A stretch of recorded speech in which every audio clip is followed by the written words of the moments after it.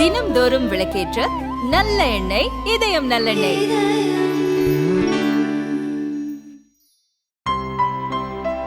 இனிமே கண்ணை மூடிட்டு கடலை எண்ணெய் வாங்கலாம். ஏன்னா மந்த்ரா கடலை எண்ணெய் இதயத்தின் தயாரிப்பு. தமிழகத்தில் கடந்த மார்ச் 3ஆம் தேதி முதல் 25ஆம் தேதி வரை 11ஆம் வகுப்பு பொதுத் தேர்வுகள் நடந்தது. மொத்தம் 8,11,172 பேர் தேர்வெழுதியிருந்தனர். தேர்வு முடிவுகள் இன்று வெளியிடப்பட்டது. 7,39,539 பேர் தேர்ச்சி பெற்றுள்ளனர்.